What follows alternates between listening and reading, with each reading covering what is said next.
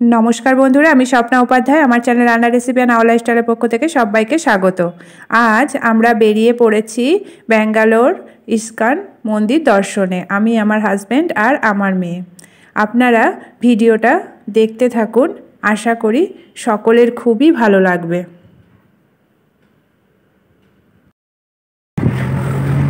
मंदिर जाওয়ার জন্য আমরা অটোয় উঠে পড়েছি।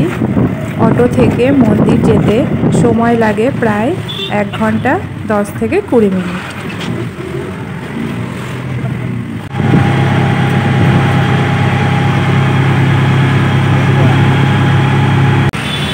বন্ধুরা, এখন আমরা চলে এসেছি ইস্কন মন্দিরে। এখন আমরা মন্দিরে যাব, আপনারা দেখতে থাকুন। এটা মন্দির প্রাঙ্গণে যাওয়ার গেট। মন্দিরটা গেট থেকে বেশ কিছুটা দূরেই আছে। এখন আমরা এই গেট দিয়ে মন্দির প্রাঙ্গণে যাওয়ার জন্য প্রবেশ করছি। আমার হাজবেন্ড আর আমার মেয়ে সামনে এগিয়ে যাচ্ছে। মন্দিরে যেতে যেতে তার চারপাশটা এতটাই সুন্দর যে আপনাদের সঙ্গে শেয়ার করলাম। আপনারা দেখতে থাকুন, আশা করি ভালো লাগবে। এখন আমরা সিঁড়ি দিয়ে উঠে গিয়ে কিছুটা এগিয়ে গিয়ে সেখানে টিকিট কেটে চটি জুতো রেখে দেওয়ার ব্যবস্থা আছে। সেখানেই আমরা চটি জুতো টিকিট কেটে খুলে রেখে দিয়ে হাত পা ধুয়ে তারপরে মন্দিরের দিকে এগিয়ে যেতে হবে।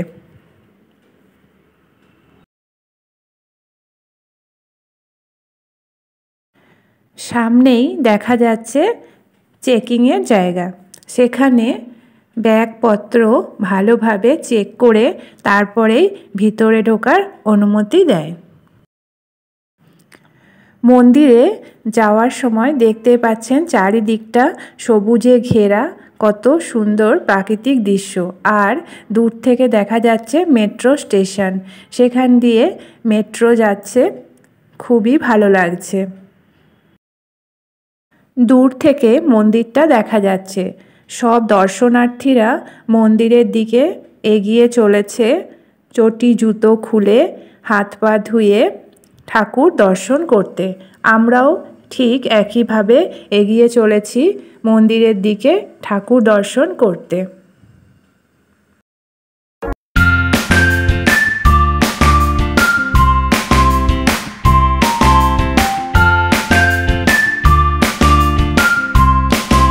এখন আমরা মন্দিরের ভিতরে ঢুকে পড়েছি।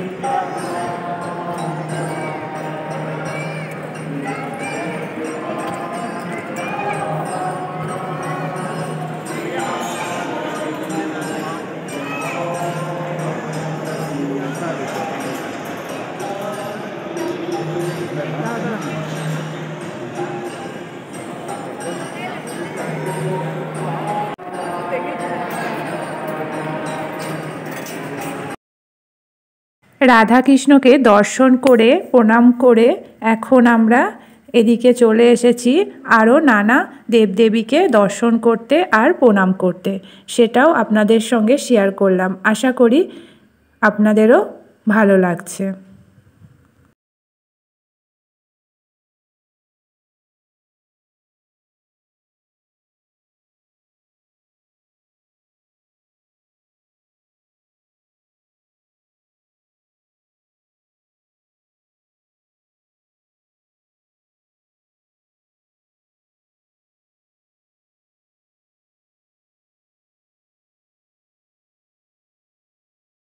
মন্দিরের ভেতরেই একদম পাশেই রয়েছে বইয়ের দোকান।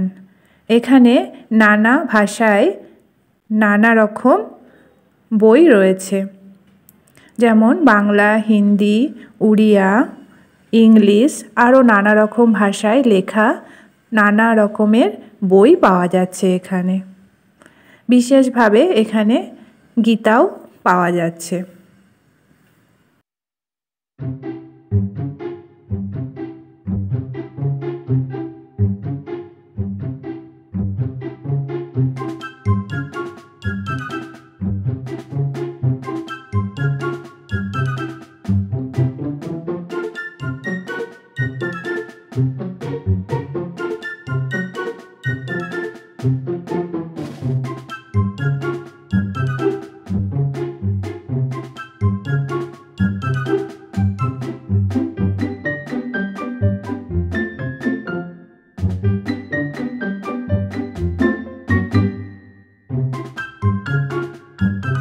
এখানে কত মানুষের ভিড়, সবাই এক মনে ঠাকুরের নাম গান শুনছে আর ঠাকুরকে দর্শন করছে।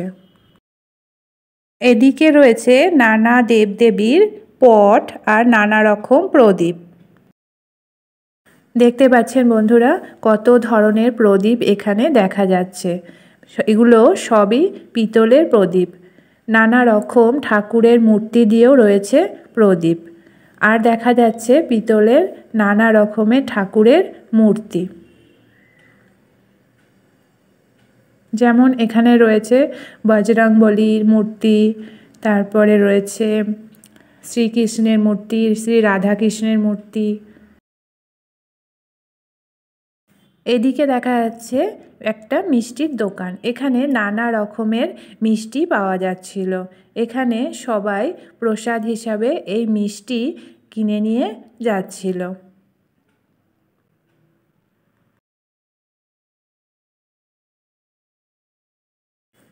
এদিকে দেখা যাচ্ছে নানা রকম ঠাকুরের শোপিস। এত কালারফুল ছিল শোপিসগুলো, দেখেই যেন মন ভরে যাচ্ছিল। এদিকে রয়েছে নানা রকমের আর্টিফিশিয়াল ফুলের মালা।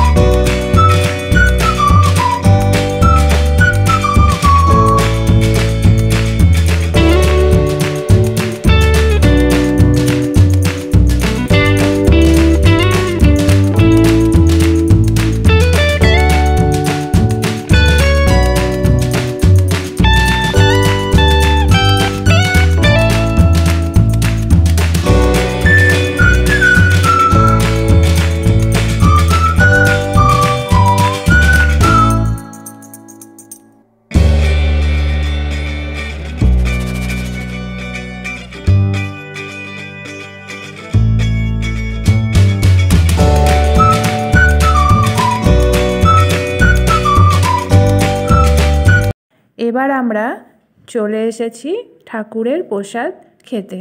এখানে ফ্রিতেই ঠাকুরের প্রসাদ দেয়া হচ্ছিল। আমরা এই প্রসাদ এখন খাচ্ছি।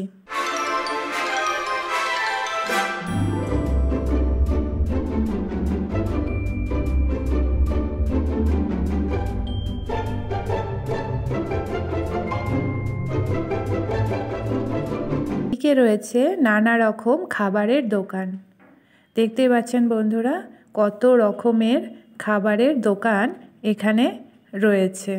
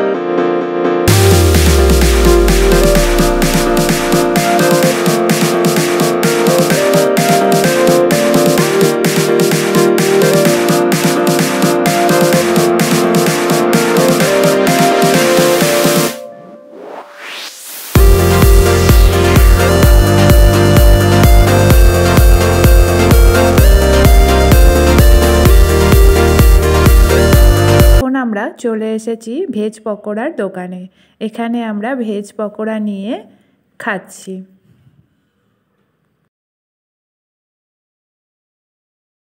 আমার মেয়ের জন্য নিয়ে নিয়েছি একটা আইসক্রিম।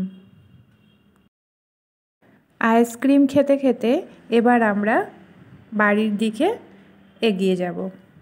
তাহলে বন্ধুরা, আজকের এই ভিডিওটি আশা করি আপনাদের খুবই ভালো লেগেছে। আজকের মতো এটুকুই, আবার দেখা হবে আগামী নতুন পর্বে। জয় রাধে কৃষ্ণ।